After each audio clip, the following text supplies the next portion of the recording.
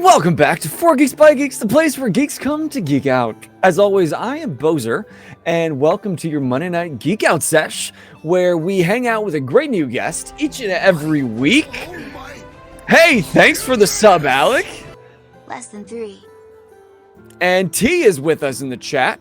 Speaking of all the fantastic humans hanging out in the chat, they are doing this with us. And you can be doing this too if you are watching back on YouTube or listening back on podcast. Come hang out some Monday night, 8:30 Eastern Standard, live on the chat and be part of the conversation like these beautiful humans. These beautiful humans that are answering the command QOTD, which in the theme of the night is, what music do you like to jam to while you're gaming? Let me know in the comments. Let me know in the chat. For me, it really depends on what kind of game I'm playing. I'm a thematic kind of guy. So if it's Overwatch, then I've usually got like baby metal in my ears or like some anime OST that makes me feel like I'm better at playing games than I am. But if it's our Thursday weekly campaign using the Fate Core system called Cloudscape, while it doesn't always match what you hear in the stream and in the video or the podcast, I usually have the soundtrack to Arcane, the League of Legends animated series that came out on Netflix a couple years ago. I just thought that vibe of that music and the aesthetic of the whole, the whole series matches in my mind what I think Cloudscape kind of is. So it just helps kind of keep that vibe going. But what about you? Alec heard that Boser's getting a mohawk this Wednesday. You would be mistaken. That was your words, not mine. What's up, heroes? Nerdius is the best, says Heroes. Good, I love when our guests come with some fans. Oddity, our main man Squeeze T, says, depends on the game. If I'm playing Magic, my normal playlist. If I'm playing a game with dialogue, some form of gaming music. Hey, speaking of music, if you are loving what you're hearing in the background all night long, why, it might be personally composed by somebody that if you're not a fan of yet, you will be by the end of the stream. So thanks for hanging out, you guys. We do this every week and we love it. And stick around towards the end of the stream where we're going to put his musical knowledge to the test as a gamer and a geek himself. And I've got it's a plethora. There's a lot of retro video game themes as well as some newer stuff thrown in. And it's going to be a race. See who can name them first. My guest tonight or you. So stick around and play with us. But I'm getting antsy to learn more about him because we were talking beforehand. And I just knew that we're going to vibe so well. This man and me have so many things in common from like our childhood to now. And I'm so excited to geek out with him. So thank you for joining. Let me see some love in the chat, maybe some fires, maybe one of these. I don't know what you search for in your iPhone to make these hands uppy things go happen. But let me introduce you to my new friend, Nerdius Maximus Studios, Dan the man himself. Yo, what's going on? Hey. That's a high five right there is what that is. These are high fives? Yeah, high five. Okay. Yeah. Does it work if you search these in like an iPhone? Then this is what pops up? A high five. First thing that comes up. Yep. Thank you. Because I've tried. I'm like, praise, hand raised. Yes. Yeah, it's a high five right there. So what's going on, man? Thanks for having me. That's a pretty SOB right there. And it's unfortunate T is my co-host on this channel. What's up, T? It's unfortunate that he couldn't join us in person because you guys have a very similar vibe. Oh, do we? The glasses, the beard. Yeah. It's a thing. It's a thing. How are you doing tonight, Dan? I'm great. I'm happy to be here. Yeah. It's been a good day and we're ending it the right way, I think. Perfect. And I'm excited that you shared off stream that this is your first podcast. It is. I've we've all done this kind of thing like throughout COVID and I've done some interviews and things like that. I've never been on a podcast. I've never been on a live broadcast like this. Right. So a lot of times people give you at least the cushion that, oh, I can edit this out. Nope. Whatever you say, this is live. Whatever I say, I'm doomed. So good to be here. Great. Yeah, it's going to be awesome.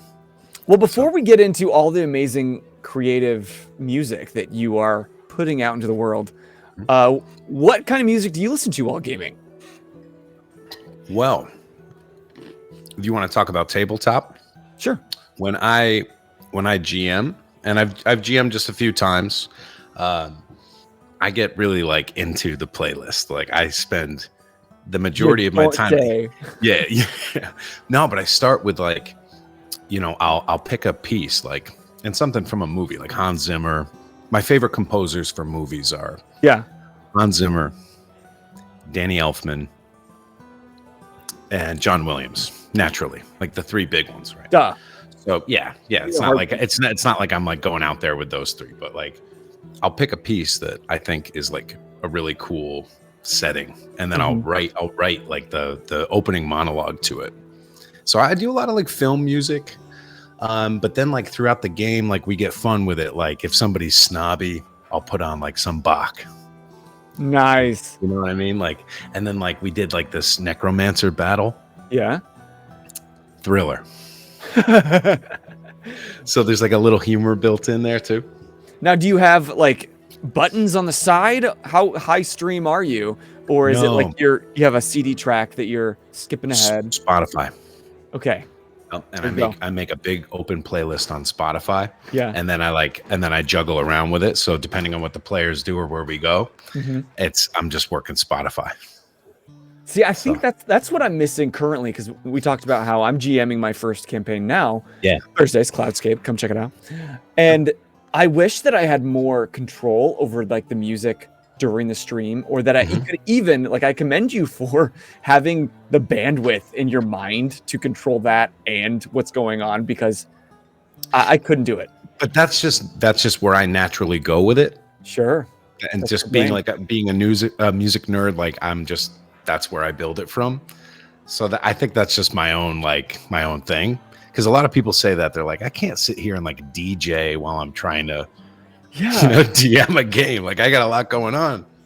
But for me, it's like it actually helps me. Like if I pick the right piece, it helps me tell the story. I don't have to say as much. Like it does the work.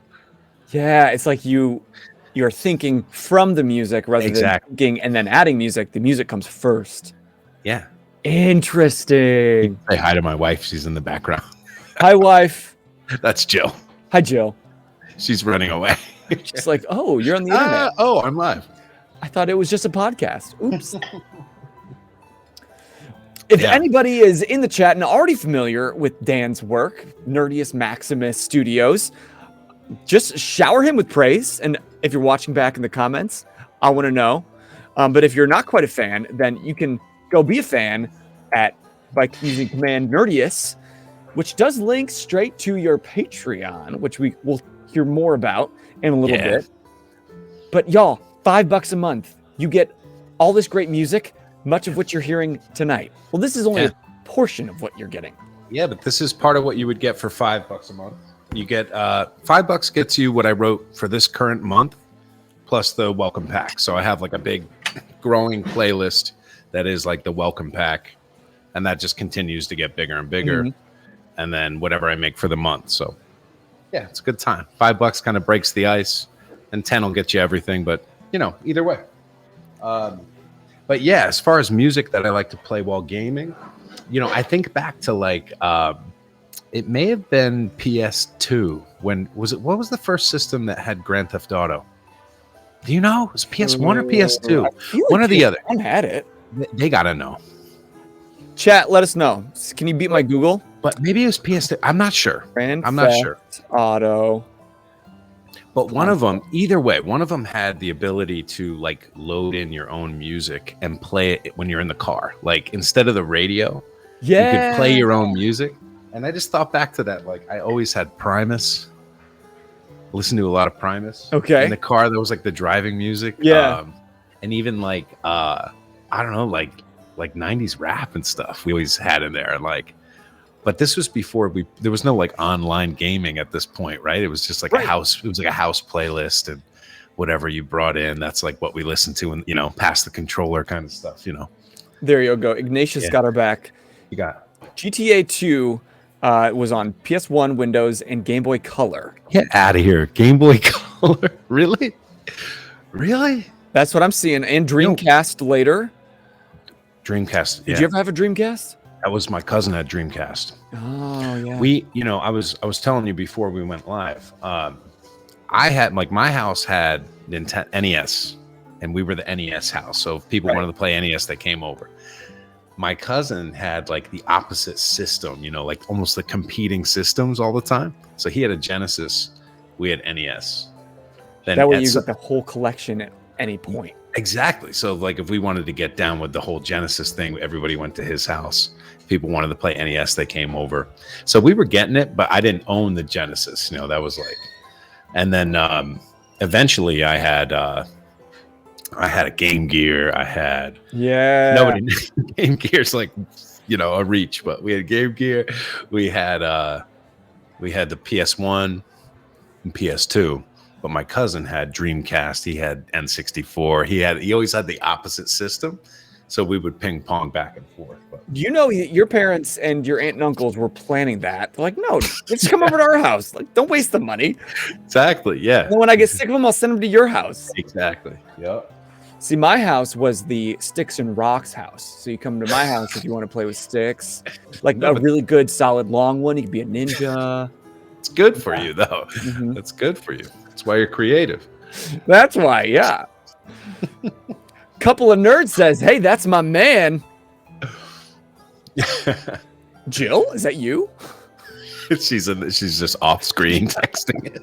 Meanwhile, she's got a competing nerd account, just trying to tear you down from the inside, ripping off your music, releasing it one week ahead. How'd you get that? It's Beast. Couple of nerds says. Familiar, or is it just like Beast? No idea. So Beast is king nerd around here. Oh. Yeah, oh yes. Extra Maximus. And Beast, first of all, I started playing like Magic the Gathering when I was 13. We're talking 2000, 2001. Yep. Beast was there. He says, you like playing Magic? I'm like, yeah. He's a few years older. Okay. Yeah. I'm like, hell yeah. He's like, you're going to be playing Magic a long time. It's like 30 years later, we're still playing it. Right. Yeah, he was right. But I remember I had a friend. We went down to our local gaming shop and we picked up the starter kit of the Magic. Yes. And at that point in my life, what was the set? Something good, dude. Had to be like 7th edition or something. Do you know why I don't even remember? Nemesis. We opened the rules. I said, you know what, Jim? This seems like a you thing. I don't have the attention for this. It's all you. Yeah, but do you remember what the little symbol was on the card? You know what I'm talking about? Like an axe or a map? Me to remember anything. Y'all know. You get back. Our community knows it. I don't remember shit. I want to know. I will. Maybe I'll reach out. He was a past guest, James Wilder. Yeah, contact James. Let me know. I'm going to see if he still has the set and if he still remembers. No, but we're about the same age. How old were you when you got the cards? I must have been, I don't know, like 12, 11, 12. Dude. Yeah. Could have been Urza's. Okay, I'm going to write that down. I'm going to ask. I won't remember. That's hey, before we get too off track tonight, I love it. I knew that this is what it's going to be like tonight. Yeah, I'm just talking about Urza. If people aren't familiar with how amazing you are, tell us a little bit about who you are and what you do as a geek. As a geek, well, we've kind of hit a couple of things. Longtime Magic the Gathering player. I'm a music geek, so we're talking like classical music. Like I'm big into Stravinsky, Prokofiev. Like I get nerdy, yeah. Yep. But it's not. If you get into it, it's not like this. It's barbarian music, and it's amazing. So I'm big into like 20th century classical music. That's a pretty geeky thing I'm into. And music theory. I love music theory, which is like how chords work and harmony and melody and rhythms and all that stuff. Love that. As the musical theater major, Yes, we had to take music theory. Yes. And oh my God, I almost failed it. So there was music theory for like the real music students, and then there was music theory for the theater kids, which was like so easy dumb. Oh, but really? I still struggled with it. Yeah, it's math. I'm not good at it. Oh, it's it ain't me. I guess it's math. It takes all types. Yeah. And it but ain't me. Anyway, hey, it's nerdy. It's nerdy. That's what it is. I'm into that. More recently, D&D is new for me. Again, Beast got me into that. He introduced me to that in like 2019 or 2020. I don't know. Most of the games we played, we were masked up. Your pre-note said 2019. 2019. I don't know. Actually, I probably made it up then. You're like, I don't know. That sounds right. It's been a blurry 4 years. Oh my God. Yeah. We all went to the basement and started playing things, and now we don't remember what year it is. I have a lot of new hobbies. That brings me to another nerdy thing. 3D printing. I want to get into that. Really, I do. The best. So 3D printing. I have a bunch of minis next to me that are gigantic. And you print them all? I print them. Yeah, and I paint them. Is that with... I was just talking to my brother-in-law yesterday. Okay. Is that with a resin printer or a other one? No, I use resin. The other one's like FDM or something. That's it. Yeah, and those ones like... It's my understanding that if you want to print like something that's either really big or sturdy, like if you want to print like a bolt, you use the other one, the FDM, because it's like more rugged. But I'm printing with resin, like models. Let me grab one. Yeah, if you guys in the chat, any other 3D printers out there know, because I'm interested. I want to know more. I just don't want to take the time to do the research. But I hear good things about the resin in like prop making, and that's where I'm really more interested for like cosplay items, or even for the theater stuff. If I had the ability to create props, then that's kind of where my mind would go. Holy fuck, I'm gonna make you bigger. That's so cool. So yeah, check this out. So this is a model that was designed by this dude Lee, and his Patreon is Mini Monster Mayhem. That is badass as fuck. Yeah, but this guy gets in the computer and actually creates this. I just hit print, Yeah. But I did paint it. But every one of those palm fronds and leaves, every leaf, you'd have to. This guy's insane. Yeah, so he is like amazing. This dude. Okay, well he's gonna be the next guest. What's his name? His name is Lee Stansbury. Lee Stansbury. Yeah, I'll send you his thing. But I've been with him for a while, and he's just ridiculous. And it's again one dude. Like there's other things like Loot Studios and stuff. It's an entire team. Yeah, and like one artist per model per month. Like they get a lot done. This dude is just an animal. He makes like an entire release himself every single month, never misses. And yeah, it's insane. One more, quick. Okay. We're gonna spend your whole Geek Out Sesh geeking out about other creators, and that's totally fine. As if you guys didn't already see, holy shit. He doesn't have his headphones in, so he can't hear me. But he's showing me a three-headed T-Rex. It's so badass. Y'all, podcast, you might be missing out. You might have to go pop over to YouTube real quick. Oh, for the visual? That's so cool. Yeah. So, you're a talented painter, man. Thanks, dude. So, again, this is like nerdy shit that I do. Yeah. I paint minis. And I got like really into it during the pandemic. So, yeah, I went to tutorials and actually got like down to business with it, tried to get good. And for a while I had a shop where I was selling them. Mm-hmm. That's a good idea. Yeah, it was cool. But I it's a lot, man. It's a lot of work. It's a lot of money. And at the end of the day, it's like, I would rather just keep them. Yeah, because they're so cool. You put all that work into them. Yeah, like you're gonna ship it away. Yeah, no, it's kind of heartbreaking, and I Yeah, I love it, and it's something that you don't do like. It's not a money thing at all. It's like you do it because you love to do it. So, so speaking of doing what you love to do, yeah.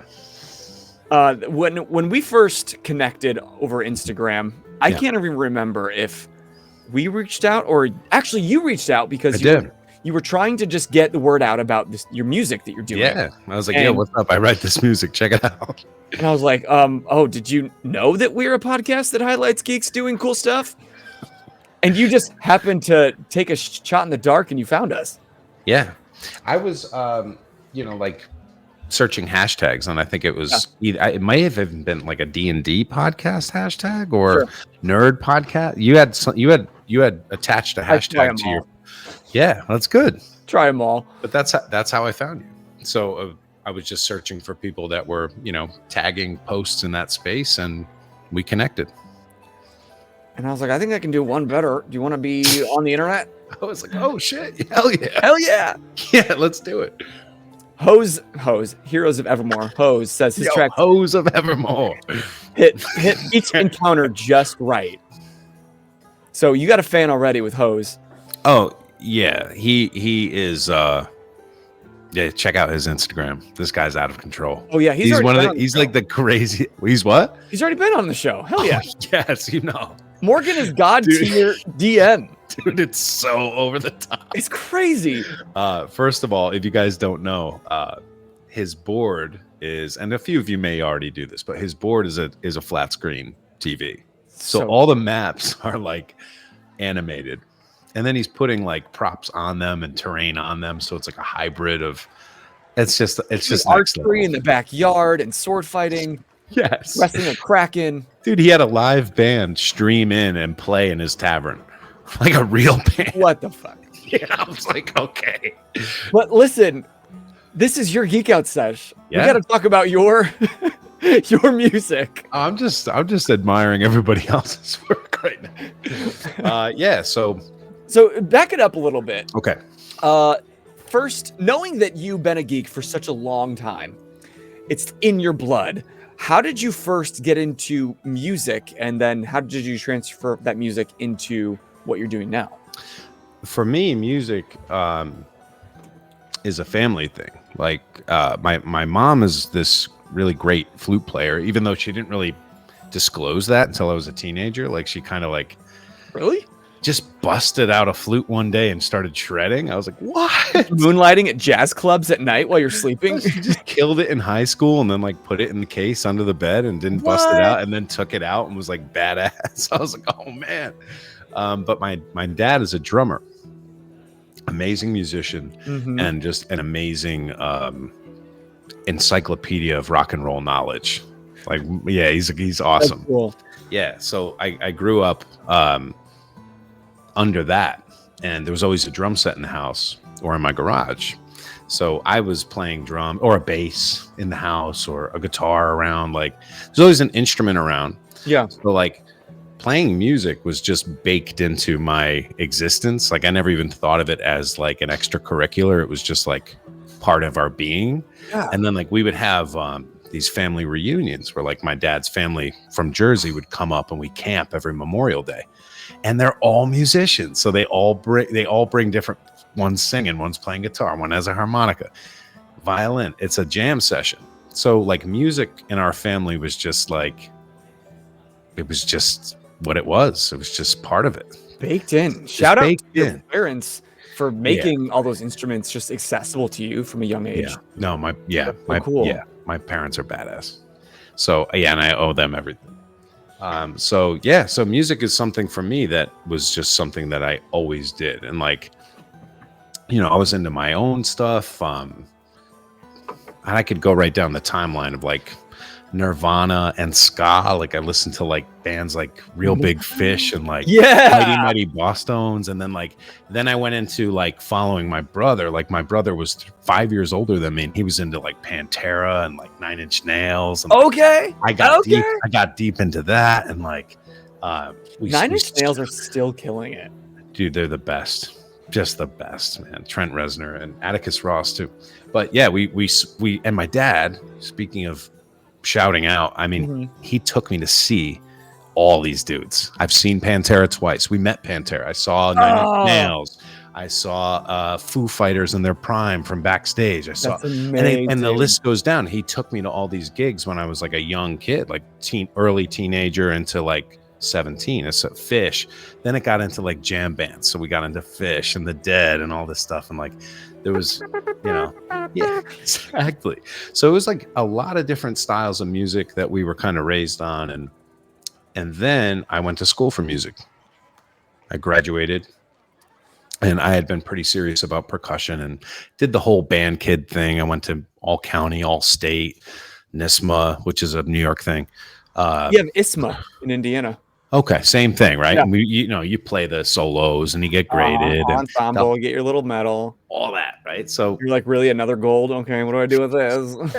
No, like some of my scores sucked. So like, and I was serious about like, finally I took private lessons on like how to read music and all this stuff. And eventually went to school for music, where I got a degree in percussion performance. Oh, cool. So in college, Fredonia State, I studied everything, dude. It was wild. Music school, you went to theater school. It's insane. Pretty sure our touchy-feely classes were a lot different from the music kids. No, ours was like boot camp meets like a cult. It's like I lived in this music building, like a conservatory. And it was African drumming, Mexican marimba, orchestra, chamber orchestra, wind ensemble, percussion ensemble. I mean, we were playing all day. So it was a huge like sponge moment where for 4 or 5 years, it was just almost like overkill. Yeah. So, and you didn't get burnt out from music through that? Not permanently. Yeah. I never permanently. I get worn out, but not burned out. Okay, that's good. Music is something that if you left me alone on a desert island, I would play music. Like, I don't need an audience. I don't need anyone to hear it. It's just what sparks joy. It sparks absolute joy. So that's my thing. That's cool. That's just, yeah. So, but yeah, I got the degree in music. And then after graduating, my now wife and I, she was working as a teacher in Buffalo, and I got an offer to be a teacher as a long-term sub in the hometown where I graduated. So I came home, and I've been there this is my 12th year. So I'm the band director at the town that I graduated high school from. It's epic. Is epic. And it's strange, no lie, Dan, how parallel our stories are. Really? Tell me. I basically, for a while, I don't teach as much as I used to, but I became the theater teacher in the hometown where I grew up. Yeah. And did theater. I was a theater kid then and went away and came back. It's super gratifying. It is, and the sound feels different the second time around, right? Much. It's not like a prison anymore. It's not prison, no. And you're appreciating and noticing things that you never did before, like and I know everyone at the school, for better or for worse. Most of the teachers that hated me have now left. I wasn't some all-star student. Yeah. So some teachers I was a class pet, others I was their worst nightmare. So, and what's even stranger is my band director that during his first year told me he was going to shoot me. That's the 90s for you. Now the paths have twisted and turned, and we're coworkers. That's great, dude. But he's not doing the band director thing anymore. He's kind of gone off and done something else. And and I love working with him. And I think he likes working with me. I don't know. That's gratifying. That's amazing. No, I mean, you get to know these people as adults, and it takes them a while to come around. Sure. And they do. They come around. But so then you've always been this band kid. Yeah. How did you bring that into what you're doing now with Nerdius Maximus Studios? Okay. So I told you I was like printing stuff and trying to sell it for a bit. Yeah. I was trying to find something that I really enjoyed to do and turn it into, not to sound like whatever, but like a side thing, like a side hustle, And the pandemic opened up a million side hustles. Yeah, and I think I was under the impression that like to sell stuff is like a dirty word, like, oh my God, he wants to sell music. How, like, that's such a sellout, blah, blah, blah, blah. Really, it was my own. It was my own bullshit, Sure. Yeah. So it felt too mainstream. Right. Yeah. So I've always been searching for a way to have or recently I've been searching to have like a side project that I enjoy doing that would generate some income. The mini thing, you make one mini and you can sell it once and it costs you $40 and you sell it for $60. Right. And you spent like 40 hours on it. So I'm keeping those now. You get 50 cents an hour. Yeah. Unless I'm giving them away. I am giving this away. I'm giving most of my minis away on Patreon. As giving it away? Yeah. When I hit 100, that's a side. Let me wait. I'll wait on that. Okay. I'll tell you about that. I'm like, how can I get it? I want it. Yeah. Become a patron. So when I hit like benchmark Patreon numbers, I start giving stuff away. Okay. So, but anyway, my wife and I, she's a photographer and she started her own business and she's super talented. Her story is like really awesome.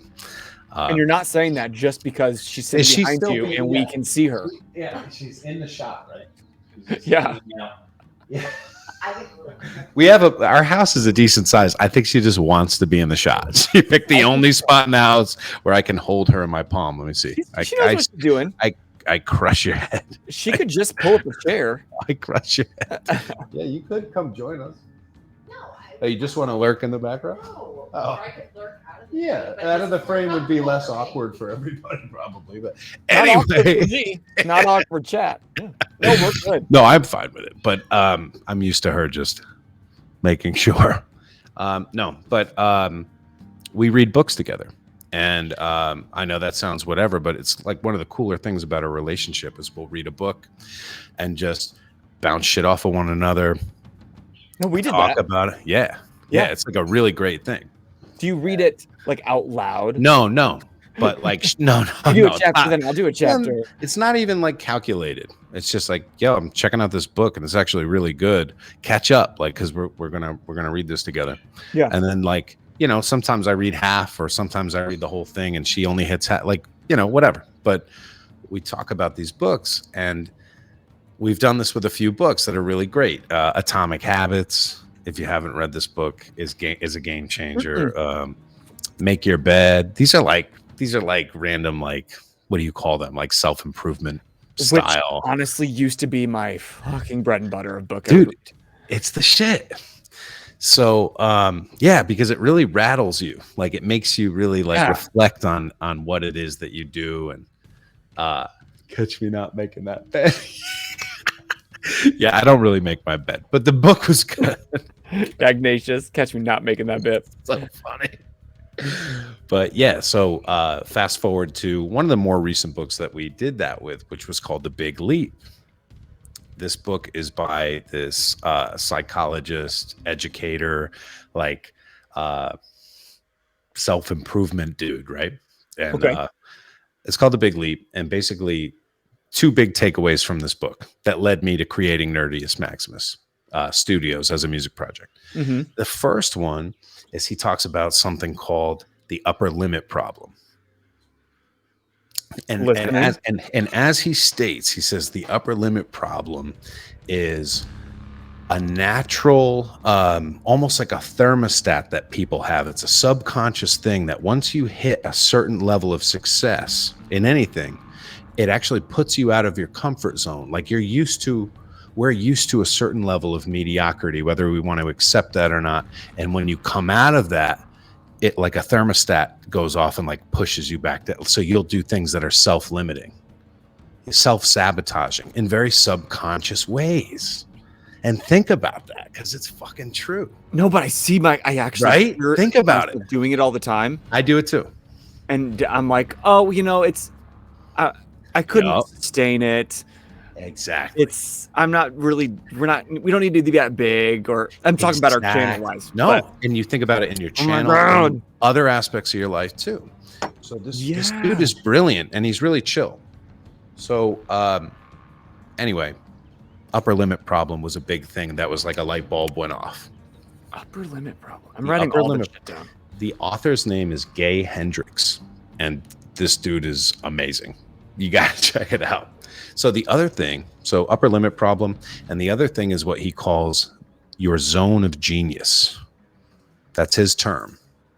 And he says there are like 4 zones, like the zone of incompetence, the zone of competence, the zone of excellence, which is where most of us are comfortable, and then your zone of genius, which is when you do things that you would do for free. It's when you're doing something that time stands still. Yeah. That hour goes by and you're like, oh shit. You're just free floating and you're in the moment, you're living in the present. And it's just, do we all have one of those? Yes, maybe only special people. No, according to him. And the word genius is a little pretentious, right? So we're all like, I'm no genius. Yeah. That's upper limit problem. He says we all have one. Okay. And it's not about being brilliant or Einstein or some shit like that. It's your personal zone where you feel like you're in it. This is what you were born to do. And according to him, everybody's got one. So for me, I'm reading this book and I'm like, blah, blah, blah, blah, blah. And I'm like, well, obviously mine's music next, right? Like I didn't even have to think about it. I'm like, when I play music, that's, my core. Yeah. And then I was like, and then he started to talk about like the best businesses, if you wanted to take it that way, are built from one's zone of genius. Because you take something that you feel you're not worthy of compensation for, upper limit problem, and you turn it into something that really you deserve to benefit from. Okay. And that's the book. So I took that. I said, son of a bitch. Gaming. I love to make these playlists on Spotify. Yeah. For me in D&D, like music is it. Like that's like what I'm excited about, right? Like when I GM or whatever, like it's all about music. I love writing music. Other people could benefit from this. Let me create a resource for GMs and people who love gaming where they could, if they choose to, access this music that I write, that I love to write, just for D&D and just for Dungeon Masters. And I love doing it. It's not work. And I could create a resource for the community if they want it. And that's how I came up with it. I'm not over that. I just went for it, dude. I'm just going to start writing music right now. I just sat down. I think I wrote the tavern theme. The one that we heard earlier. Yep. The start of the stream. Sat down and wrote it. First one. And this was how long ago? Couple months. May? No, March. I had the idea in March. I released my first set in April, on April 1st. I released the second set May, and then a third set in June. And I'm about to release a fourth set in July. It's brand new. Huge catalog, though. I know. I went nuts. Like I was the zone. It's my years.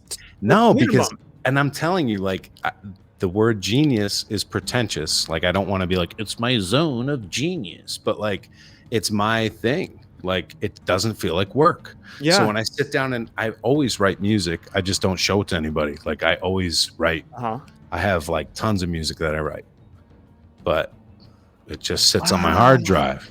So now I'm like, maybe I could write music that fulfills a purpose, like music that is a tool for someone to use to improve their game. And I love it. And it's super badass. We have 30 people that are digging it already, and I'm hoping for 3,000. I don't know. We'll see. Well, if we can get a couple more tonight, or maybe on the YouTube or podcast, guys, the links are there. Go sub, because even just for $5, even if I'm not going to use it, it's supporting what he just said. Like that spiel that you just told me, I'm like, I don't care. Take my money. I want to support you. No, but it's honest. Like, I don't, amazing. I appreciate that. But I do have like this upper limit thing with like, I don't want to be salesy. I don't want to, but then I said, you know what? Screw it. Like, I'm just going to let people know it exists. Yeah. I'm going to say, you can support me here. And if they choose to come along, let's go.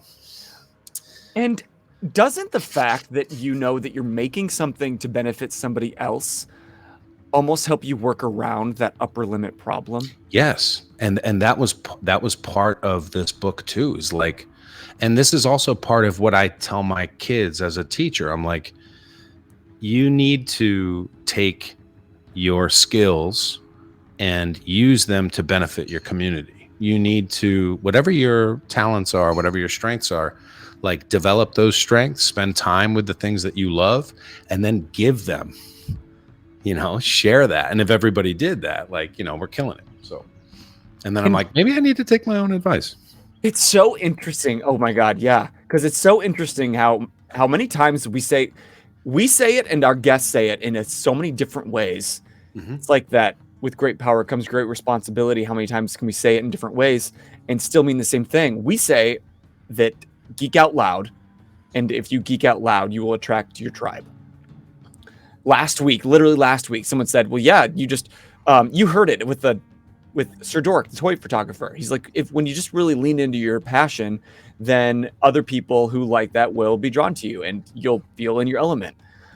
And you're saying it. His photography is incredible, by the way. Good. Just as a side note. So good. Yeah, it's really amazing. But no, he did say the same thing. I saw that. And I agreed. I was shaking my head the whole time because like, it's just what he wants to do. And he spends time doing it and he got really good at it. And that he deserves to do that. He deserves to have that be what he spends his time doing. And y'all talk about taking your own advice. Like, because we geek out loud on this channel, but oftentimes in my own day-to-day, I'm trying to think all the people that know I have a geek community channel. Like my good friends, like all my good friends, my family do, but yeah. Do I talk about it as often as I want to? No. Oh, I do the same thing though. Like at school, I'm not like, hey, I write music for Dungeons and Dragons, because most normal people are like, okay, what is that? And you're like, well, never mind. If you don't know what D&D is, then climb out of a rock. You'd be surprised, dude. These people. This is the time, though. This is our geek age. I agree. This is a time where, I talk, again, I'm going to bring him up a lot. But my friend Beast, he's like in the 80s, like you couldn't just like boast that you played D&D. Like you get, bullied or people treated you like ass, or whatever. People thought you were a Satan worshiper. Or that. Yeah, that was ridiculous. But yeah, but now people, put it on their shirt and they're praised for it. It's just a different time. Maybe Stranger Things had a lot to do with that. I don't know. I think there was a lot of reasons, but Stranger Things for sure was a huge catalyst. I think so. And around the same time, Critical Role and all of that, was just so well done. And wait, no, over here. What do you got there? Critical Role was my gateway. You can't see past. Nah, it's out of focus. Yeah. Yeah, but look at last week. Sir Dork was talking about putting a light behind your head for the halo effect, and I'm like, okay, I can do that. Oh, it looks good. So I stole his tips. I just have you guys all on here, and I steal. Take my lamp and put it right behind my head. Yeah. A couple of nerds says my folks wanted to have me locked up. Thought I was mentally ill for playing D&D. No, but that's that was a different time. Pour one out for all the people that paved the way for all of us to just coast into D&D easy. Right. Talking about it in public, going to cons. Yes. I love it. No, it's just, it's crazy to think about that. But, yeah. Well, I'm glad that you and your wife decided to read some books because that simple act launched you. I can't believe a few months ago, you said. A few months ago. I had, I'm so excited for you. This is your element right now. I'm stoked. I'm telling you, I'm stoked. Like in March, it was an idea. I was like, just do it. I think it was like March 10th or something. Just started writing every day. I think I composed. I like made a rule for myself. I'm going to see if I can compose every single day. I'm not going to miss a day. It was effortless. Like what we're hearing right now is effortless. Yeah, what do we this is Corrupted Forest Battle. Wow, good job. This one, well, I wrote it, but it took a little sweat equity, this one. This was I like this one. This actually took me a few days. Because I really wanted you to have your music underneath your Geek Out Sesh. I appreciate it. Yeah, no, that's sweet, man. I appreciate it. A lot of people have pictures they can show. You can't show pictures of music. You got to listen to it. And so I was listening through that catalog you sent me. This one, what I had fun with this. I try to build like dissonance into this by not only are the notes, pretty dissonant. Oh yeah, if you can hear them, but the rhythm came from into this one. There's for sure some dichotomy there. Yes, and there's like a repeating pattern, an ostinato that happens in like pizzicato strings that's in 7. So you want to talk about like nerdy music? Okay, it's in 7, right? So it follows a 7-beat pattern and it loops, but the drums are in 3. So there's a I'm gonna crank it up just a little bit. There's a polyrhythm that takes place that creates tension. And that was my, this part, everything you're hearing now is in 7. And you are playing all of these instruments. Yeah, a lot of this. So what I do is I blend MIDI instruments with actual audio recordings. Okay. So some of the drums are real, where I have mics on drums and I'm playing. Others are played on a keyboard. Okay. So they're like sound banks of drums, and I blend them together. That's a guitar that I detuned. So you're hearing a guitar, and I'm bending the notes in the computer after it's recorded. Cool. Okay. Yeah. So that's, again, just add that creepy forest kind of, there's strings in there that are MIDI. There's a lot of the ambient noises. There's samples of crows, peepers, different things that are a combination of my own recordings. So we live in New York. There's plenty of birds and stuff to record around here.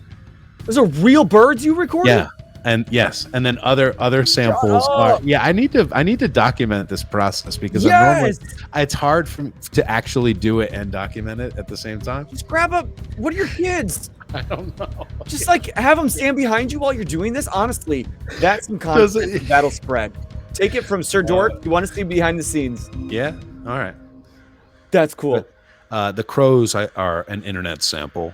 I couldn't find crows around here, but it's a blend. So a lot of it's a blend of things that I'm recording, things that I'm like instruments that I'm recording, vibraphone. I'm a percussionist primarily, so drums. Timpani, vibraphone, marimba, xylophone, bass drums, cymbals, all that stuff. Because I work in a band room, I have all these instruments at my disposal, right? Oh, so you're just at the band room after school? After school, during lunch, any free time. It's so rock and roll. Any free time, I'm like, you know what? I could eat like a piece of pizza, or I could record that bass drum track for Into the Corrupted Forest. So yeah. A microphone you bring? Like, how do you? No, so I also 2 years ago I started a sound recording technology program at my school. Yeah, of course you did. So there's a lab with 5 Macs, and each one has a MIDI controller, audio interface, and I brought in my own microphones, and I have students that learn how to make music and record, and so I have a whole recording lab at work. You're like the fucking School of Rock of D&D band instruments. Any free time I have, I will skip eating to make music. And then like the bell rings and it's time to teach again, and that's fine. And then you're passing out and seeing colors while you're teaching. It's fine. No, it's yeah. Like I said, it's not work. It's like, I'm excited for that, and then I'm like good to go. But I also write at home. Obviously, I'm home now. I have a piano here. I have MIDI controllers, and on this laptop that I'm streaming from, I have Logic Pro. Yeah. With all of the MIDI libraries and all of that good stuff too. So then, with trying to compose every day, like you challenge yourself during that time, and listening through a lot of these tracks that you had sent, like they're so different. That's a big goal. How do you? I don't want to be monotonous. Yeah. I intentionally make them as different from each other as like I'll even like one of the tracks is like a jazz piece. Oh my God, yeah. Right? And it's like I laughed when I heard it. It's supposed to be funny. So this is like kind of playing into the idea that I've used Thriller in my D&D games. I've used like hilarious stuff. You know, I'll play Rick Astley or something if it works, you know, just to be funny, you know. But so, where do you draw the inspiration to just kind of flip your brain? Because from somebody that's not as musical as you, like I was a band kid. You're a musical dude, so don't discredit yourself. But in my efforts of writing music, in the past, they're short-lived because oftentimes I'll start writing something and I'll like it and I'm like, oh, that's the theme from a show that I watched. Yeah, that happens. They all kind of blend together and sound the same, but you're able 12 notes, you know. Yeah. A lot of music sounds the same. But, you know, what's the creative process to make what's going on your mind out onto the MP3? Well, for me, it starts with, for this project, it starts with where are we and what's going on. So I try to envision like a DM describing a forest. And then in my mind, I'm like pulling from inspiration that goes from Stravinsky and classical music to Zelda music. I'm pulling from Mario and I'm pulling from Prokofiev. Thanks for the follow, by the way, a couple of nerds. So it's coming from that kind of pool that's kind of a weird blend of I've listened to Pantera, like this bass drum rhythm. I hear it. That's like Meshuggah or Pantera or something. But over top of it is like almost like intentionally it's like X-Files. Yes. Right? Yes. Enough said. So it's kind of like X-Files meets Meshuggah. That's badass. That's so cool. But when you blend two influences that are very different from one another, you get something new. And I don't think of it like I'm not like I'm gonna blend Meshuggah, and it just comes out because I've seen the X-Files. It comes out because I've played NES. I love classical music. So all of that's in there. And then it just kind of like funnels out in a weird way, and whatever it is. But like I try to paint a picture of a place and a situation using almost like, I feel like most people associate certain scales, harmonies, melodies, chords with different movies they've seen, with different, you know. So like a certain scale might like remind them of Aladdin, just basic example. Yeah. So if I'm writing something that's supposed to sound Middle Eastern, I'm going to use the Phrygian dominant scale, which is what they used throughout Aladdin, which is what they used throughout, you know, Indiana Jones, which is John Williams. We're talking about like some of the bigger composers that I mentioned earlier. Right. They used these tools, and like more than it is maybe authentic, it's just playing on what we associate those notes with, nostalgia. And like the nostalgia. So I'm like writing based on like things that we've experienced, I think, like collectively, and like I can only speak for like my own collective experience, I guess, but like almost hoping that like the people that hear it have also seen, you know, Close Encounters or, you know, E.T. and things that I almost, I'm not like quoting them, but I'm using the same tonality. You're like, hey, remember? Yeah, that's where we are. And it's a scale. Like if you use the same scale or the same chord progression, you can almost subconsciously remind them of something without ripping it off. Mm-hmm. So a lot of that's happening. By the way, thanks, couple of nerds. Now he's gifting subs. He's following. He's gifting. Yeah, he's badass. He is. He definitely is. And so are you. Oh my God, this is such a I fun discussion. appreciate that, man. Thank you. This is taking me back. Yeah, I was a band geek before I was a theater geek, to be honest. You said oboe, and then saxophone. Yeah, that's the best. Did you play alto or did you play any of the big tenor? Yeah. Okay, did the tenor. Tenor's a badass instrument. Because it didn't. You could kind of go a little high, go low. You can live in the in between. Yeah, and just kind of ride those foundational notes, which I appreciated. Definitely. I wasn't a great soloist like some of the other alto, but more of just the supporting. Yeah, that's awesome. That's cool. Yeah. All right, so Dan, you read a book. You've taken all of your knowledge that you've had being used, but not being used in your zone of genius, until you decided one day, I'm done with that. I'm gonna be who I'm meant to be. That's it. Take what I love with geeking stuff. I'm gonna take what I love with music. I'm gonna put them together, and I'm gonna do it for the benefit of others because it sparks joy for myself. That's it. That's it, man. What the hell? I couldn't have said it better myself. But that's it. Yeah. Guys, if you haven't already, go, run, don't walk. Go to his Patreon. The link's in there. Just what? Another thing that I'm pretty stoked about is that, so my initial idea before I really filed it down was that, because I like visual art too, I like painting minis and all that, whatever. Right. I was going to try to create 3D maps.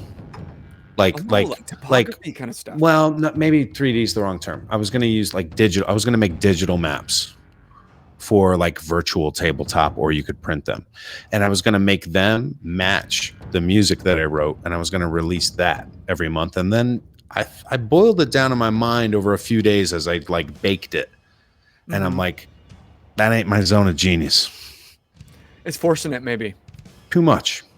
So what I've done now is I reach out every month to talented map makers that I respect, and we do these gift exchanges. Nice.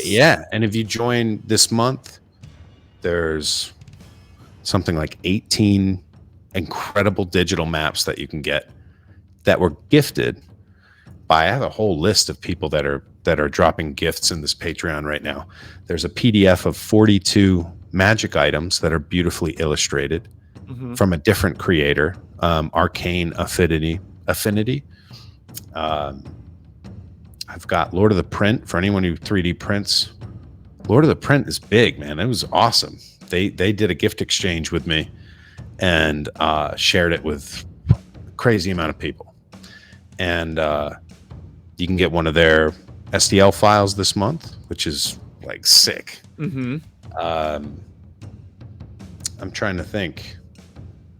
And probably what's getting cool somebody is until you were leaning into this niche in your life, you probably weren't even aware that half of these other like-minded creators existed, right?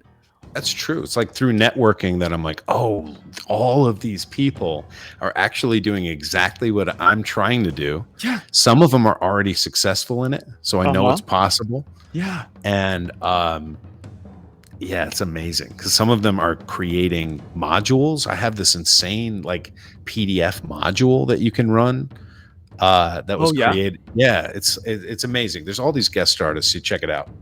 But yeah, there's built-in stat blocks and maps with detailed objects in every room. It's insane.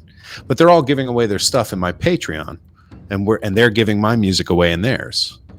So we're trading. Yeah, we're trading. Idea. Yeah, so we're trading collaboration, gifts, baby. Yeah. So if you come in this month, there's 5 guest artists. Oh, the last one. I got this package today. I sent it to you earlier, right? Yeah.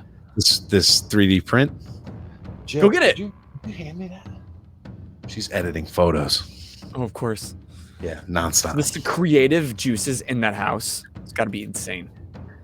So I have bad lighting, but this is this sandworm. Oh my god, dude! It's freaking awesome, dude.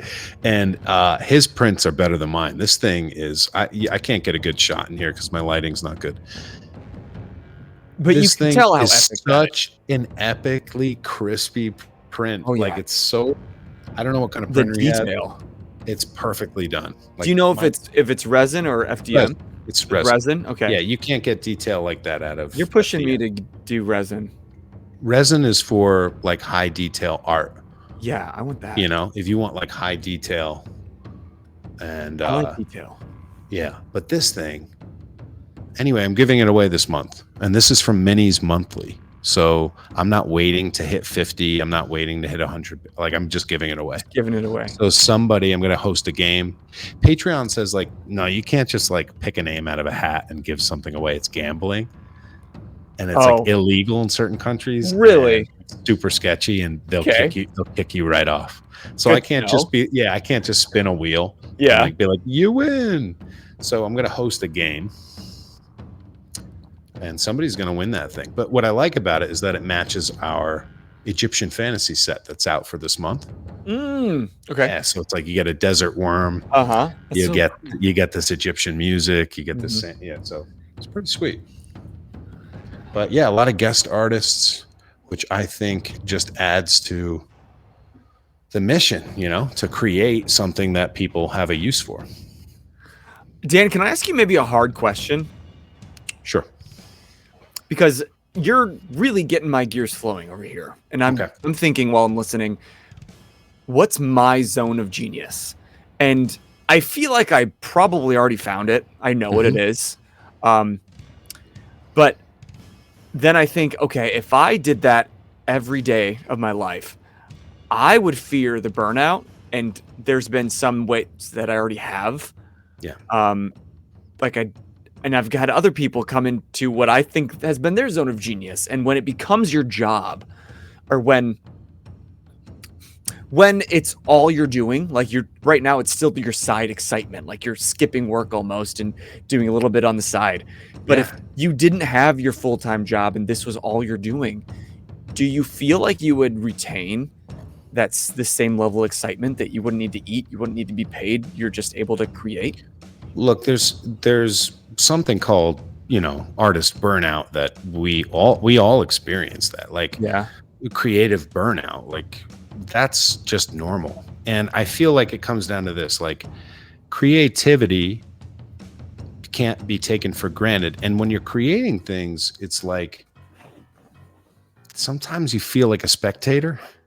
Is that a weird thing to say? Like sometimes you're creating and you feel like it's like flowing through like an open door. Like the door is open and sometimes the door is open and sometimes it's not. And when it's open, you're like, oh shit, like a whole piece comes out. Yeah. But sometimes you're like writer's block, you know? Right. What the hell? And I feel like your creativity needs to be fed by experiences. And if you're not going out and like experiencing things, and that's really vague, but like if you're not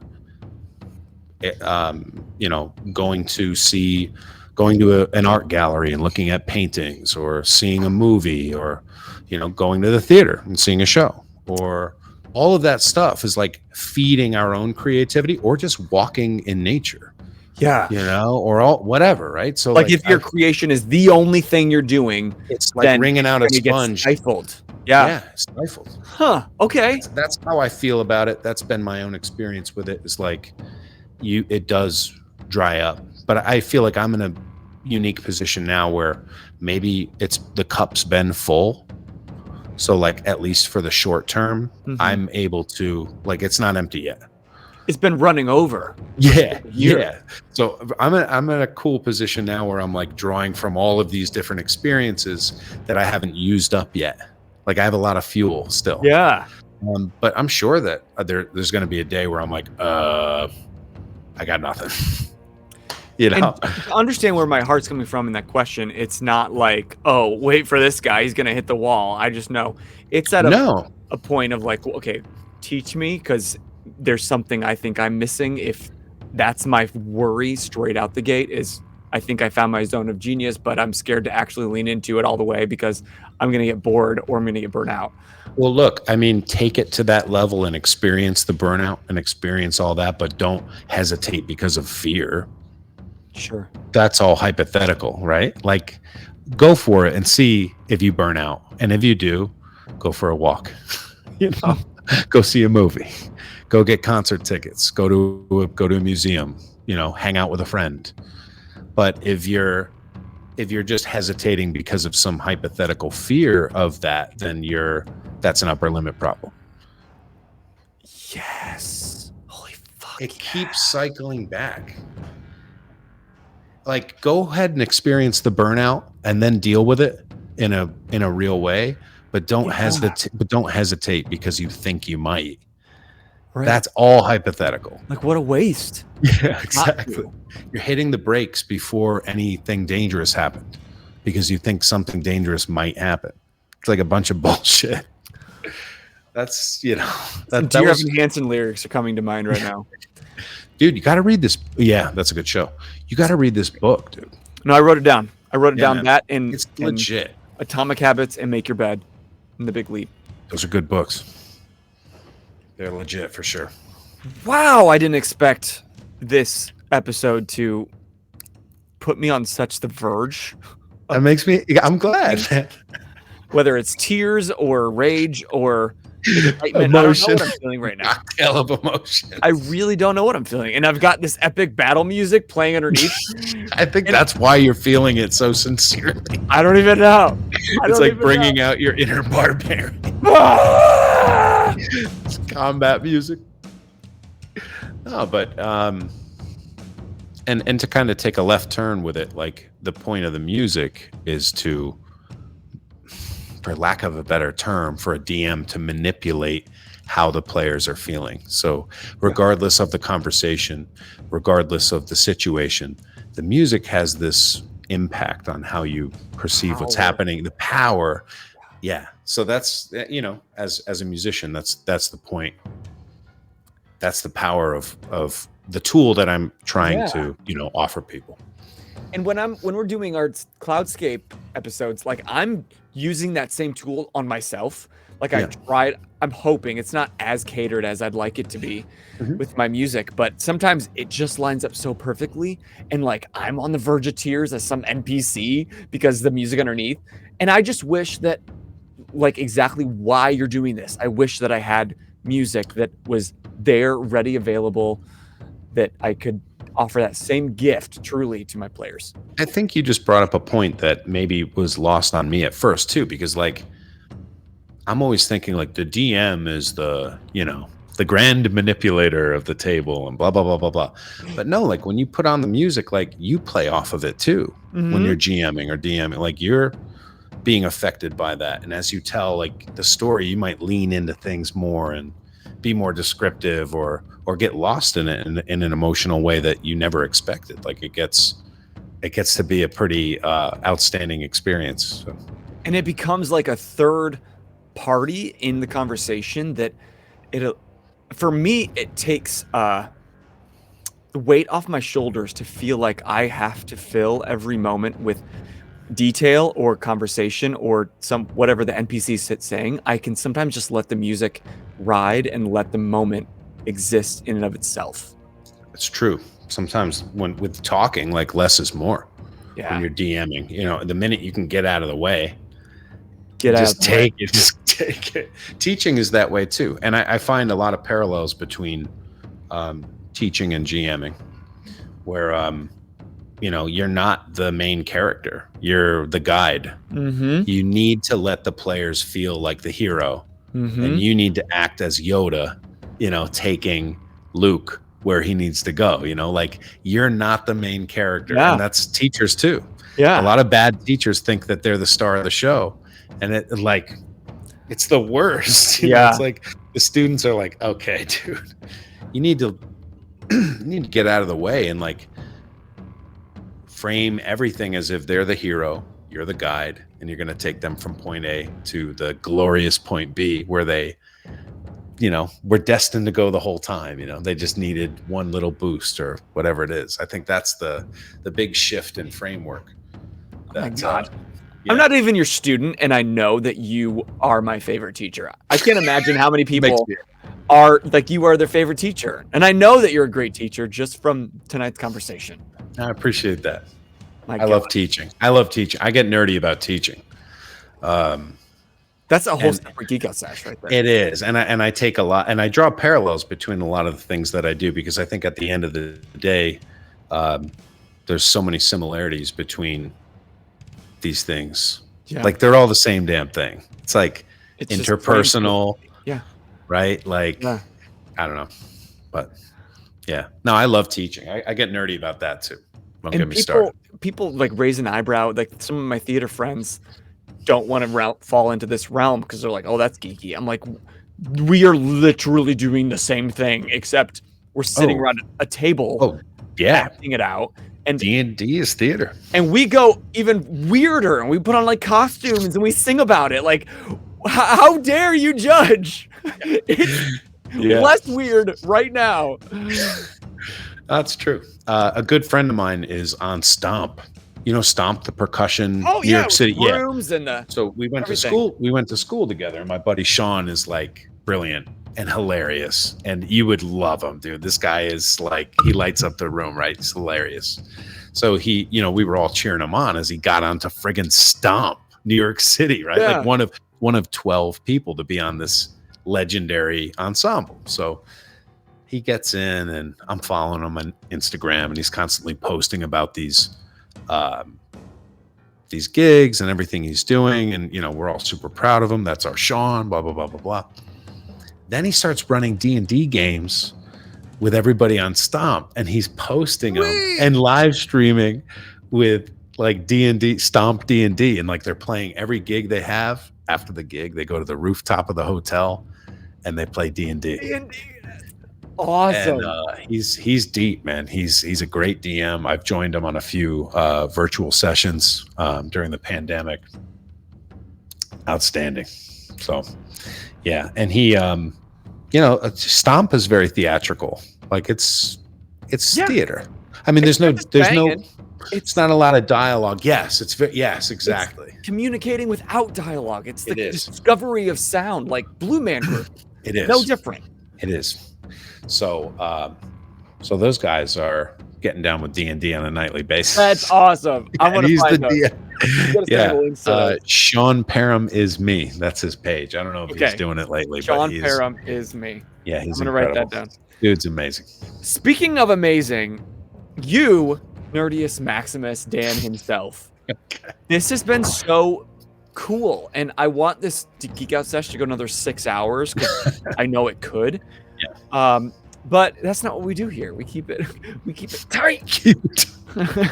Just for respect out of all of our time. And I know that this conversation between you and I is not over. Not at all. And I'm looking forward to that happening off screen. Yeah. But on screen, if you guys are really geeking out about what he's saying, if you're connecting with anything you've heard tonight, then put it in the comments, set it in the chat, go to his channels. You can find his Instagram, you can find his YouTube, and especially go to his Patreon.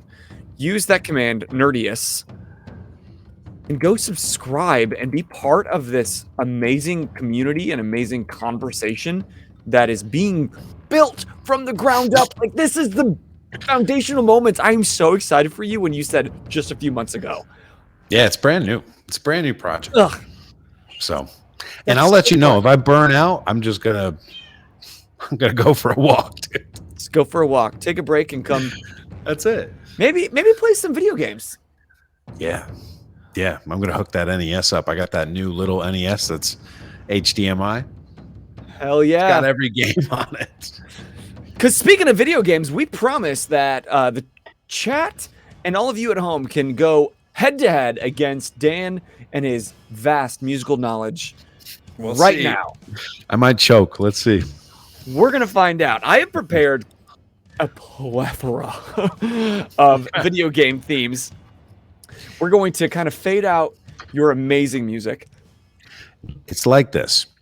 if I had the game as a kid, I know the damn music. If I didn't have it, not gonna know it. But I'm telling you, every game I did have, game on, dude. Let's go. Okay. Well, first I got to check something. Okay. Could you see the track on the left side of the screen, like where our faces are? I cannot. No. Okay, perfect. I can. Okay. I just wanted to make sure that you couldn't. No cheating. No, I can't see it. Yeah. No, this is for real, folks. Okay. So I've got some tracks ready. I want all of you to get your keyboards ready. We're going to go head to head. Am I typing or speaking? You can speak it. Okay.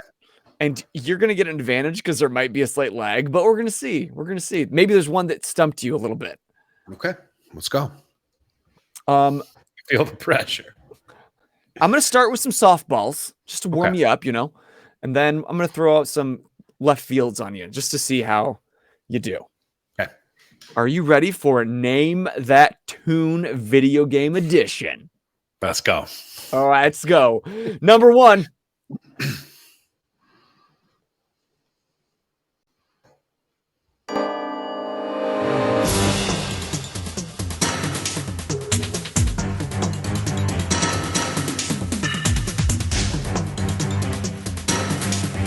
Recognize it? Just Metal Gear Solid? Metal Gear Solid! Woo! And that's an abstract one, man. Is that the main theme, or that's just is it? Yeah, I definitely recognize that. I haven't heard. Yeah, that's PS1 right there. I haven't heard that shit in like 20 years, dude. No lie. I said I'll start with some softballs, and then that didn't feel for me. That was I did play that game though, so that's how I got it. Alex says, "Are you sure it's not Pokemon?" It sounded a little Pokemonish. It was a little bit of battle. That was Metal Gear. All right. By the way, we've got the scoreboard right here. I'm gonna get my marker. All right, let's go. So all of you, when you score against Dan, you'll get noted. Right now, he's 1 for 1. Okay. 1 for 1. Let's go. Here we go. Next. My wife is shaking her head that I knew that. She's like, oh my God. Oh. This Street Fighter? Yes. I'll give you another half point if you tell me exactly who's team.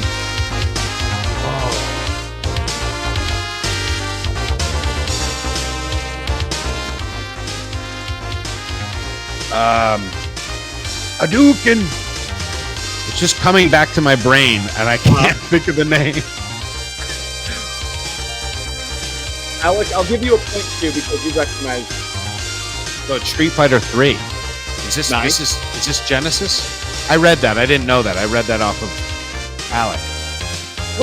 Oh, you came back. You. It's actually Giles' team. Giles' team. Damn. Wow. Good, but you got the game. You got the game. Fighter. Yeah. Damn. I'm like, is it Blanca? Hell no. It's too positive to be Blanca. Kyle with the blonde hair and the flat top, right? Yep. Yeah, dude, it's been a while. Okay, here's one that make you feel better. All right, here we go.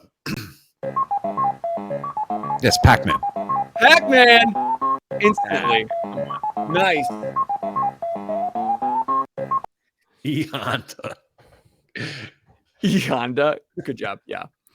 Good. That was easy. That was just kind of, that was a palate cleanser, if you will. Yeah. Okay. Okay, let's see where you land on this, Mr. NES.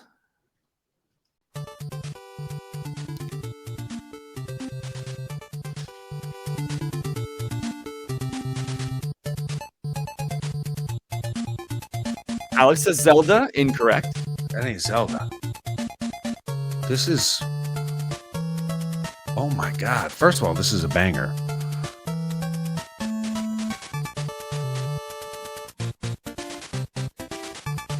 Damn. Come on. Reach down in your recesses. Ooh! I don't know it. The Nerds gets on the board. Yeah. Good for you. Good for you. I'm going to say Nerds. Yeah, Beast, get it.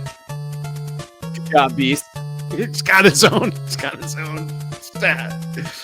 Wow. This is great. Castlevania was an anime. Alec, you're right. It is. because there's no new ideas anymore, except for that one that I started watching. That time I was reincarnated as a slime. I don't know if that was a video game. Okay, how about I'll give you one more NES just to see if we can test that. Cool.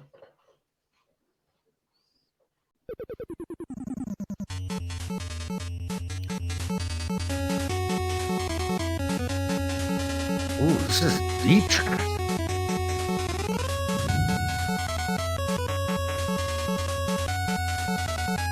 Talk about some dissonance. I didn't have this game. Bio Bill, not Bio Bill.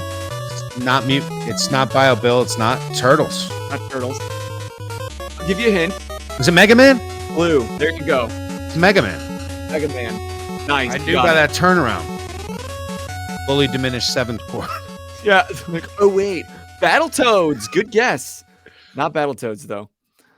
When did Pokemon? That was later. That was like Nintendo, right? Or I'm sorry, Game Boy. Mm-hmm. Yeah. Yeah, they didn't have. I don't think they had anything until Game Boy. Yeah. It was like the blue and the red and all that. Okay, let's see. You might get this immediately. You might not, depending on your background. You never know. If I had it, I know it. I was not alive for any of these. That's not our fault. Get out. Yep.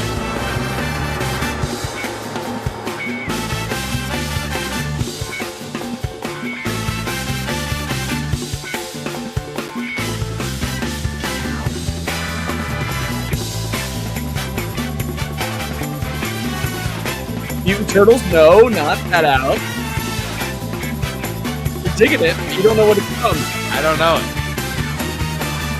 Good guess about Persona. It's got that kind of acid jazz feel to it. Is that not Persona 5? Oh man, I'm just gonna throw out a guess. Like I'm trying to go to the system first. Like this is, I believe, is this PlayStation? Yeah. PS2 even?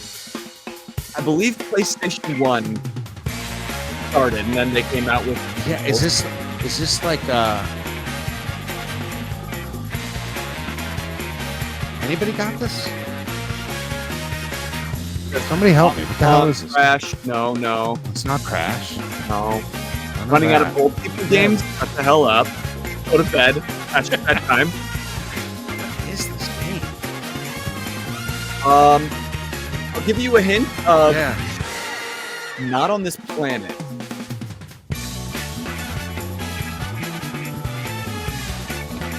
I don't know it. News happening outer space. Like space. Not like Toe Jam and Earl. 5. Wait, what did you say? Did you give me the answer? I did. Space Channel 5. I didn't have it. Didn't have it? Didn't have it. Great jam though. Damn. Like a big band with that was killer. This is the Space Cops, Earthworm Jim. I loved Earthworm Jim, first of all. I had that on my Windows computer growing up. Me too. It's exceptional. You got something from Leisure Suit Larry? How deep are you going to go? No, I don't have anything that deep. That's deep. Well, some of these, and that's why because I don't know where people stand on these things, right? So anytime I play a game like this, I Google most iconic video game themes, just so at the end of the day, if someone's like, where'd you pull that of? I was like, the internet said. The internet said iconic. So. But that's for me, it's like if I had the game, it's over. But if I didn't, no chance. But no, that was a good jam. And that it's funny how you hear like the quality of the music change as the systems go. You can tell. Okay, it's not on yet. Yeah, it's like, damn, that's like real drums. Here's one that's a little more mid-range. Okay. I think the whole chat might get this, maybe. Okay. I don't want to shout out the wrong answer, but I want to say Final Fantasy. Like original NES Final Fantasy. Incorrect.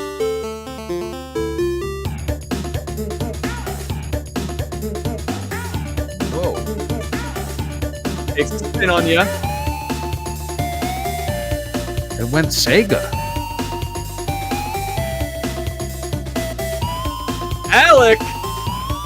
Donkey Kong. Is it? Is that what it is? Donkey Kong Country. Wow. Alec, nice job. Well done. Because it sounds like And what system are we on right now? Donkey Kong Country. Is that 64? Buddy, this was hours ago. I need help. Probably 64. Yeah. For these Donkey Kong, or no, actually that could have been Donkey Kong Country, Super Nintendo. Yeah. Damn. Because it started out like a fake out, like it felt Super NES, and then I was like, oh shit. Watch out for those Donkey Kongs. They're gonna catch you. You see the Mario movie? Yes. It was good. I actually loved it. I loved it. Loved it. Watched it with my kids. Absolutely loved it. I loved it. Yeah. It had, for me, it did what Sonic did not. It gave everything Easter eggs. It played fan service as fuck. That's why we want. That's what we want. That's why we went. Yeah.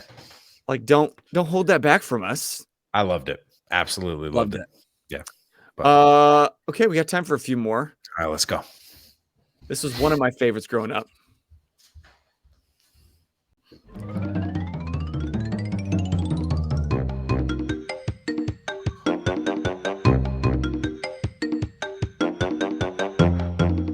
Is that Crash Bandicoot? That's Bandicoot. Yes. Nice. I'm gonna give that. I pulled that from. Damn, dude. I haven't heard this shit. This is like, like I haven't played these games. Like, I guess it's the same for everybody, but like you haven't heard these songs in like years. Alex, when they come on, I'm like, I know that xylophone is. Alex, like, yo, I played that today. We just watched. So Alec has a weird advantage.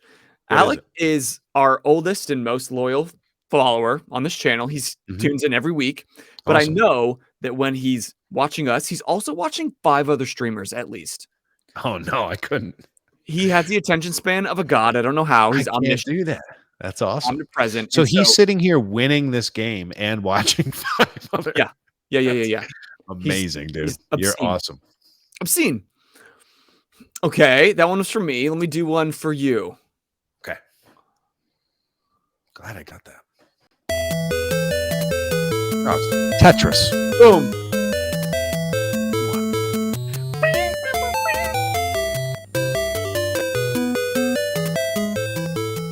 Alex or Zelda, come on. Get out. Get out. No, honestly, I'm so glad that I'm sitting in this seat because if it was on your side, I would have no fucking idea. It's nerve-wracking, though. It's like you feel like you know it, but it's still like there's a lot of pressure involved. Oh, I'm so impressed. Okay, I'm going to do one in left field because I don't know that I've heard of it. Okay. But maybe you have. Okay. It was in the most iconic. We're going to find out. Okay.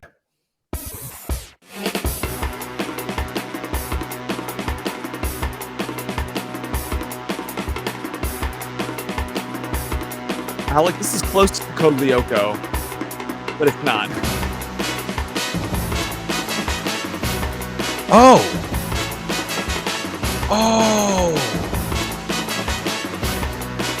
Not Metro Man, Alec. Not Power Ranger. This is Katamari Damacy. Whoa!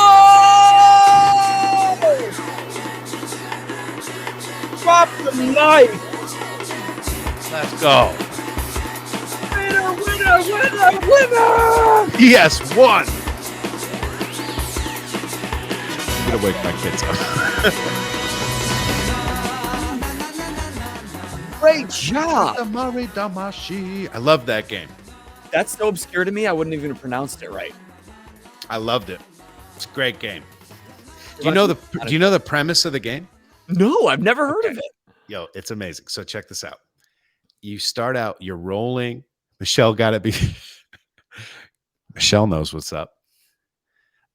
So you start out rolling through this town, and everything you roll over, like a snowball, you pick up. So like you pick up the mailbox, you pick up this, you pick up that. All of a sudden, you're picking up cars.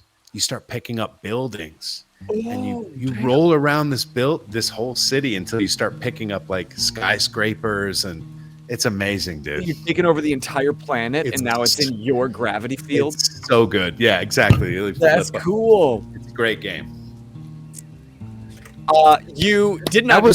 That was satisfying. Thank you. You reign supreme. You are as good as everything you said you did.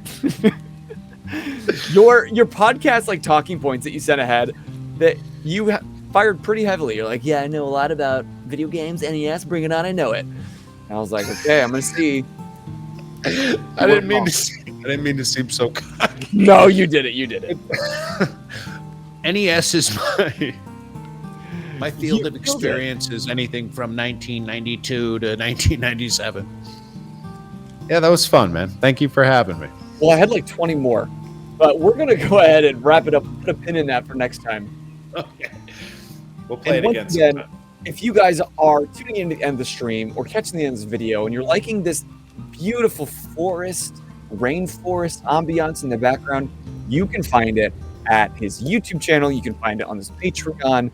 And just to kind of reiterate what you get, with $5 a month, you get access to this month's bundle.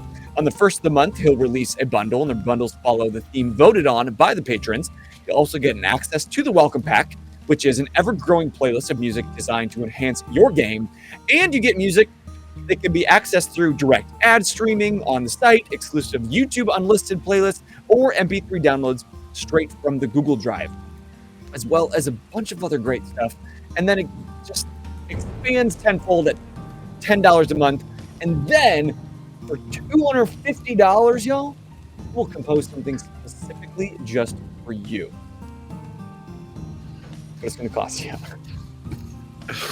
Yeah, I'll write you a piece of music for your podcast or for your homebrew or something like that. But if you've never written a piece of music, it is a lot of work. So if you want me to write something that's, for you, it is what it is. A couple of nerds says, I'm going to fall asleep at work tomorrow. Thanks, guys. You're welcome. That's what we're here for. Keep you up. Perfect. Your seat. Dan, honestly, thank you so much for hanging out tonight. It was a blast, man. Anybody that watches probably feels like I say this to a lot of guests, but before the stream, I can always tell whether we are going to vibe pretty well, which I vibe pretty well with almost anybody, or whether we're going to get along famously.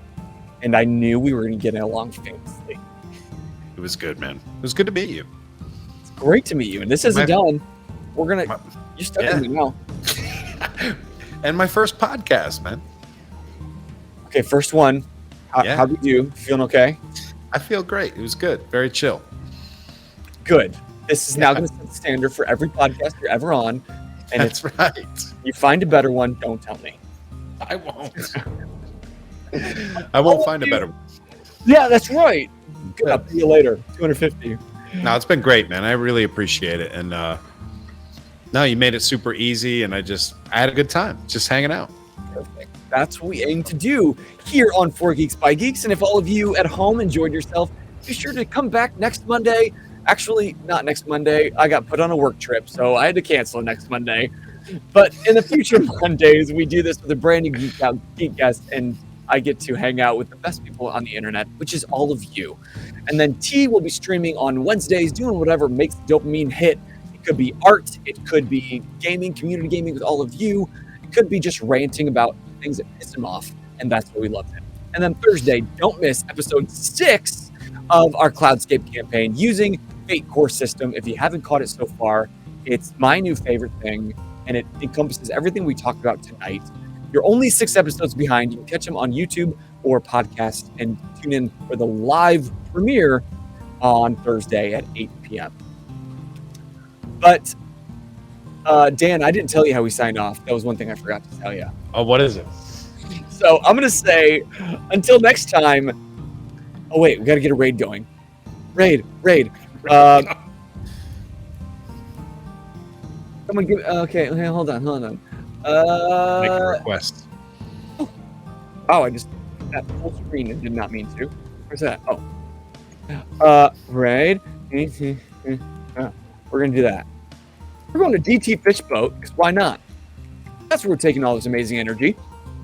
Stick around. Tell him you love him. Tell him that you had a great time here at 4 Geeks by Geeks. But until next time, I am Boser. You're gonna say your name. I'm Dan. And you just keep geeking out. Geeking out. Bye bye. Later.